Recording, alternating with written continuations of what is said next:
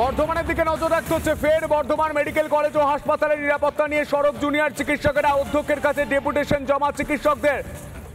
উঠলো no safety no duty slogan. এই মুহূর্তে আরো বিস্তারিত জানবো, আমাদের সঙ্গে রয়েছেন আমাদের প্রতিনিধি সন্তোষ। সন্তোষ, এই মুহূর্তে কি ছবি উঠে আসছে? জুনিয়র ডাক্তাররা বর্ধমান মেডিকেল কলেজে ঠিক কি অভিযোগ করছেন?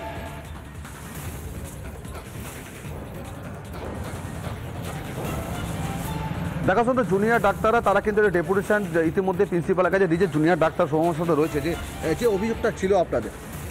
আমাদের একজন কালকের গোটা ঘটনার পরে আমাদের কয়েকটা দাবি ছিল, যেগুলো আমরা কিছুটা প্রিন্সিপাল ম্যামকে বলে এসেছি। নিরাপত্তার আরও সুনিশ্চিত করতে হবে। আমরা কিছু দাবি জানিয়েছি। আমরা যেমন মিনিমাম দাবি জানিয়েছি যে ন্যূনতম 3 জন করে ডে টাইম শিফটে এবং ন্যূনতম 2 জন করে নাইট টাইম শিফটে অ্যাক্টিভ ডিউটি পার্সোনেল যেন প্রত্যেকটা ওয়ার্ডে প্রেজেন্ট থাকে।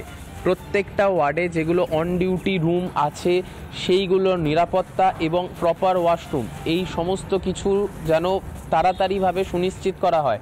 একটা অন কলে SOS বাটন যেটা দাঁড়িয়ে প্রত্যেকটা ডিপার্টমেন্টে থাকবে, যেটা আমাদের সেন্ট্রালি সমস্ত জায়গাকে কানেক্ট করবে। প্রত্যেকটা ওয়ার্ডে যেমন সেই SOS বাটন যেন একটা কোনোরকমভাবে অ্যারেঞ্জমেন্ট করা হয় এবং যতটা তাড়াতাড়ি সম্ভব এইগুলো যেন করা হয়। এই সমস্ত কিছু আমরা বলে এসেছি। আমাদের এখনও কিছু দাবি যে কালকে বা পরশু বা যতটা তাড়াতাড়ি সম্ভব হসপিটাল অ্যাডমিনিস্ট্রেশন প্রত্যেকটা ওয়ার্ডে যেন নিজেরা গিয়ে ইন্সপেক্ট করেন। আমরা সেখানে নিজেরা থাকবো, যারা জুনিয়র ডক্টরস এবং ইন্টার্নস আছি। যেগুলো সিকিউরিটি ল্যাবস বা ব্রিচ আছে, আমরা যেগুলোতে কাজ করি সেগুলো প্রত্যেক কটা আমরা পয়েন্ট আউট করব। তারপরে একটা মিটিং হবে যেখানে দাঁড়িয়ে the person who will be responsible এই সমস্ত সিকিউরিটি ল্যাবসের জন্য, যার কাছে গিয়ে অভিযোগ জানাতে পারবো সেই রকম মানুষ এবং তার সাথে আমরা কিভাবে যোগাযোগ করব সেই সমস্ত কিছু আমাদেরকে সুনিশ্চিত করে দিতে হবে। যতক্ষণ না এই সমস্ত কাজ হচ্ছে আমরা ততক্ষণ interns of Bardhaman medical college and hospital আমরা এই সিজ ওয়ার্কটা চালিয়ে যাব। নিরাপত্তার যে বারবার করে যে অভিযোগটা আপনারা করছেন যে নিরাপত্তা, সেইখানে দেখা যাচ্ছে নিরাপত্তারক্ষী নিচে 3 জন উপরে 1 জন রয়েছে, তারপরেও একটা মব উপরে ঢুকলো এবং আপনাদের সঙ্গে যে উপরে বচসা শুরু হলো। এই সমস্তটা কিছু আরও অ্যাক্টিভলি করতে হবে। অনেক অন ডিউটি সিকিউরিটি যারা থাকেন, আমাদের নিজের চোখে আমরা গেছি কোনো পেশেন্ট বাড়িকে সেন্সিটিভ কিছু ইনফরমেশান পাস অন করতে, কোনো পেশেন্টের ডেথ হয়েছে বা কোনো পেশেন্টের আমরা হাই রিস্ক কনসার্ন নিতে গেছি। আমরা গেছি, সেখানে দাঁড়িয়ে অনেক 4-5টা পেশেন্ট পার্টি প্রেজেন্ট আছে। সিকিউরিটি গার্ড পেছনে বসে বসে মোবাইল দেখছে, ফোন দেখছে, কথা বলছে। এই সমস্ত কিছুকে আমরা অ্যাড্রেস করেছি। এই সমস্ত কিছু যাতে পুনরায় না হয় তাদের জন্য যদি আমাদের ম্যাডাম অ্যাসিওরেন্স করেছেন যে আরও অন ডিউটি পার্সোনেল অ্যালট করা হবে। তাদের এখন এই মুহূর্তে ট্রেনিং চলছে, যতটা শীঘ্র সম্ভব তাদেরকে এইখানে ডিপ্লয় করা হবে। এই সমস্ত কথা আমরা ম্যামের সাথে বলে এসেছি। ম্যাম আমাদের মৌখিকভাবে আশ্বাসন দিয়ে একদমই এই ছবির দিকে অবশ্যই আমাদের নজর থাকবে। সন্তোষ, আপাতত তোমায় ধন্যবাদ। বর্তমানের পাশাপাশি আমরা মেদিনীপুর মেডিকেল কলেজের দিকে নজর রাখার চেষ্টা করবো। একটা বড় খবর উঠে আসছে মেদিনীপুর মেডিকেলে জুনিয়র ডাক্তারদের বৈঠক, কর্মবিরতি নিয়ে জিবি মিটিং এর সিদ্ধান্ত। কি সিদ্ধান্ত হয়েছে আমরা জানার চেষ্টা করব।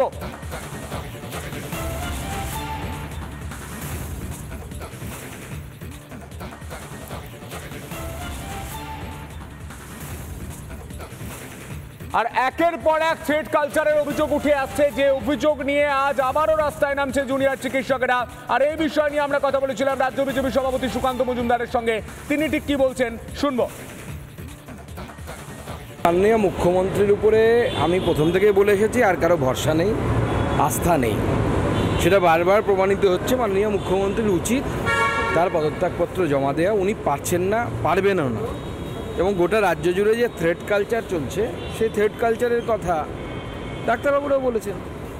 তো আজকে আলাদা করে মেডিকেল সেক্টরে বা হেলথ সেক্টরে শুধু থ্রেড কালচার আছে তা তো নয়। আপনি পাড়ার গ্রামে গিয়ে বিজেপি করবেন, আপনাকে ধমকি খেতে হবে, চমকানি ধমকানি চলছে। তো সব জায়গাতেই থ্রেড কালচার। ভোট দিতে যাবেন, থ্রেড কালচার। পাড়ায় বাড়ি করবেন, আপনাকে সিন্ডিকেটের থ্রেড কালচারে পড়তে হবে। তো গোটা পশ্চিমবঙ্গটা যে থ্রেড কালচারে চলছে। সংগ্রামী যৌথ মঞ্চের মিছিল, শিয়ালদা থেকে শ্যামবাজার পর্যন্ত মিছিল। এলিনা রয়েছে সরাসরি। এলিনা, এই মুহূর্তে কি ছবি উঠে আসছে, কি বলছে সংগ্রামী যৌথ মঞ্চ?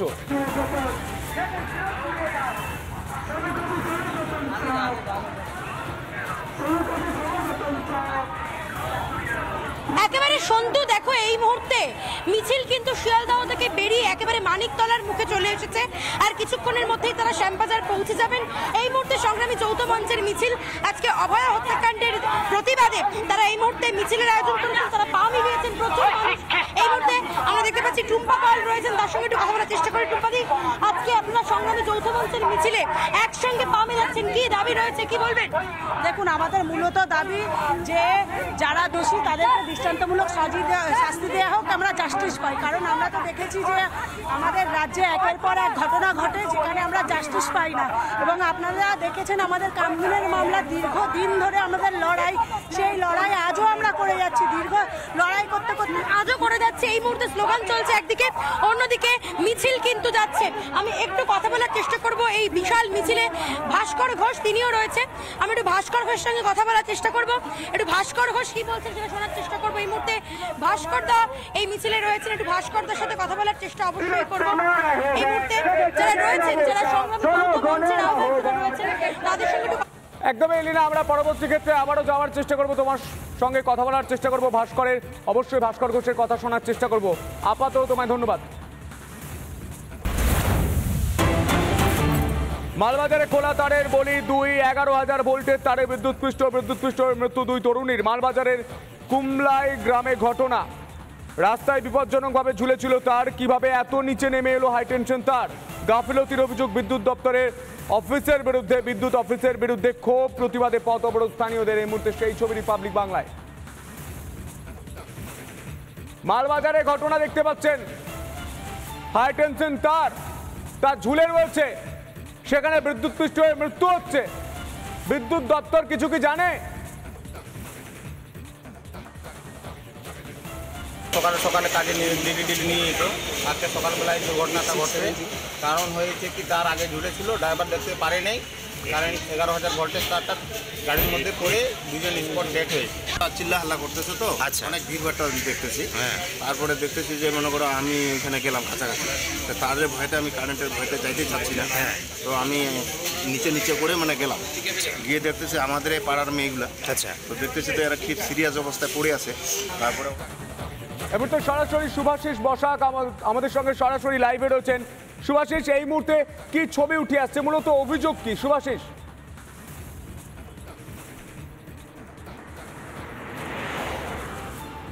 দেখো, অভিযোগ যেটা প্রথম থেকে উঠে আসছে যে ঘটনাটি ঘটেছে কুমলাই এলাকায়, সেটা একেবারে বিদ্যুৎ দপ্তরের গাফিলতি ছিল। কিন্তু বিদ্যুৎ দপ্তর গাফিলতি এড়িয়ে তারা শুধু বলছেন যে তদন্ত করা হচ্ছে এবং তদন্তে কি বেরোয় তারপরে ক্ষতিপূরণ দেওয়া হতে পারে। তবে কিন্তু গ্রামের বাসিন্দারা যে মর্মান্তিক ঘটনা আজকে ঘটে গেছে তার কিন্তু কোনোভাবেই মানতে নারাজ বাসিন্দারা। তারা কিন্তু এখনো পর্যন্ত কান্নায় ভেসে গিয়েছে গোটা গ্রাম এলাকায়, প্রচণ্ড ভিড় রয়েছে। পাশাপাশি মালবাজার সুপার স্পেশালিটি হাসপাতাল থেকে সেখান থেকে মৃতদেহ ময়নাতদন্তের পর পরিবারের হাতে তুলে দেওয়া হবে। পাশাপাশি এলাকার গ্রাম পঞ্চায়েত যে প্রধান যিনি রয়েছেন সুনীতি মুন্ডা, তিনি কিন্তু ঘটনাস্থলে গিয়েছেন, পুরোপুরি খোঁজ নেওয়ার চেষ্টা করছেন আদতে কি অবস্থা রয়েছে পরিবারের। রাধিকা এবং আলিশা ওরাও এদের মৃত্যুর ঘটনায় একেবারে শোক এলাকায় রয়েছে। তবে কি হতে পারে, বিদ্যুৎ দপ্তর কতটা ক্ষতিপূরণ বা আদতে কারো শাস্তি হবে কিনা সেটা কিন্তু এখনো দেখার রয়েছে। বেশ শুভাশিস, সেই খবর থেকে অবশ্যই আমাদের নজর থাকবে। আপাতত তোমায় ধন্যবাদ।